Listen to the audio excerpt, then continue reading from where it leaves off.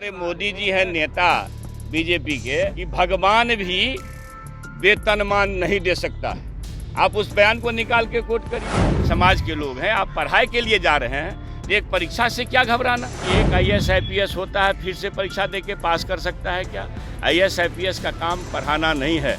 हम बिहार वासियों के बच्चों के लिए, बिहार वासियों के लिए, बिहार के बेरोजगारों के लिए सरकार कितनी चिंतित है। नई शिक्षा नीति पूछ रहे थे, फिर आप कहाँ चले गए? अब ये क्या, आप मेरी बात समझिए। जो हमारे मोदी जी हैं नेता बीजेपी के, उन्होंने कहा था शासनकाल में, जब उनका शासन चल रहा था NDA का, कि भगवान भी वेतनमान नहीं दे सकता है। आप उस बयान को निकाल के कोट करिए। अब जो राष्ट्रीय मानव संसाधन विकास मंत्री हैं, शिक्षा मंत्री जो भारत सरकार के हैं, उन्होंने 2 दिन पहले कहा है कि साहब B.Ed कर लेता, लोग को कोई रोजगार नहीं मिलता है तो B.Ed कर लेता है। भैया, एक अच्छा खासा परीक्षा, आप प्रोफेसर होते हो, कितनी मेहनत से लोग नेट की तैयारी करता है, फिर PhD करता है। नेट की तैयारी में कम मेहनत करनी होती है क्या? फिर वही बच्चा PhD करता है। आप नेट होते हैं, PhD होते हैं, तो आपको प्रोफेसर होने की दक्षता प्राप्त होती है। आप शिक्षक होने के लिए दक्ष हुए, आपने ट्रेनिंग किया, आपने क्या कहते हैं CTET STET पास किया, अच्छी बात है। तो भाई, आप पढ़े लिखे समाज के लोग हैं, आप पढ़ाई के लिए जा रहे हैं, तो एक परीक्षा से क्या घबराना। सिंबल ऑफ नॉलेज बाबा साहब अम्बेडकर की जयंती है, जो इस भारत के गौरव का सबसे गौरवशाली दिन है, सबसे गौरवशाली प्रतीक के रूप में है। उनके स्तुति का, इबादत का यह दिन है।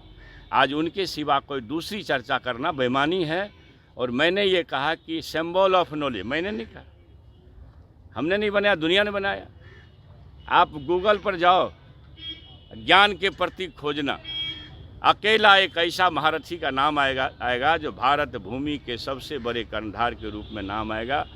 ज्ञान की भूमि भारत और उसका स्रोत बिहार है। और उस देश में बाबा साहब अम्बेडकर जैसे महारथी पैदा हुए, जिन्होंने सबसे नीचे तबके से लेकर के ऊंचे तबके के लोगों का सम्मान किया, A to Z का ख्याल किया, और एक बेहतरीन दस्तावेज भारत को सपुर्द किया संविधान के रूप में। उस संविधान पर अगर कोई आँच आता हो, फिरका परस्ती ताकतों द्वारा, संघी नफरतवादी ताकतों द्वारा, उससे लोहा लेना है। यही आज का संदेश।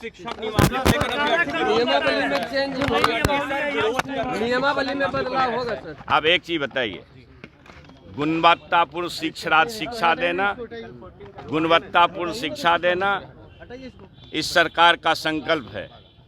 माननीय बिहार के शिल्पकार मुख्यमंत्री नीतीश बाबू, उप मुख्यमंत्री तेजस्वी प्रसाद यादव जी का ये संकल्प है कि ज्ञान की भूमि बिहार के विरासत को वापस करना है।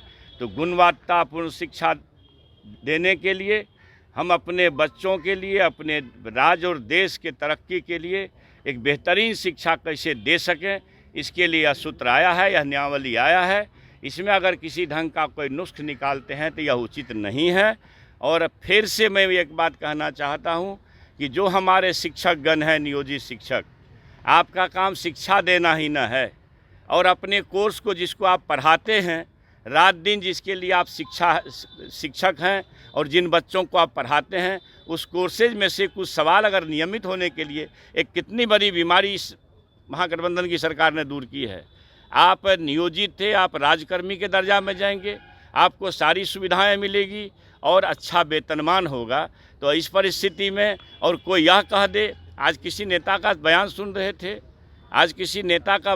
रहे थे कि एक IAS IPS होता है, फिर से परीक्षा दे के पास कर सकता है क्या? IAS IPS का काम पढ़ाना नहीं है, शिक्षकों का काम पढ़ाना है। जिस कोर्स को आप पढ़ाते हैं, उसी कोर्स में से अगर कुछ सवाल आपके सामने रखे जाएंगे नियमित होने के लिए, इसके लिए चिंता नहीं करनी चाहिए, इसके लिए घबराना भी नहीं चाहिए। बिहार वासियों को 10 लाख बच्चों को, बेरोजगारों को नौकरी देनी है, उसका ये आयाम है कि लगभग 2.5 लाख से ऊपर ये नियुक्ति 4-5 महीने के अंदर आपके सामने नजर आएगी। पहले के पूर्व का आप देख लीजिए, आपको लगेगा कि हम बिहार वासियों के बच्चों के लिए, बिहार वासियों के लिए, बिहार के बेरोजगारों के लिए सरकार कितनी चिंतित है। और उसी चिंता को ख्याल में रख करके फिर माता पिता का ध्यान रख करके, यह ज्ञान की भूमि अगर भारत है तो उसका जड़ है, उस जड़ में है बिहार। ये मगध में आप खड़े हैं, यही ज्ञान की भूमि है।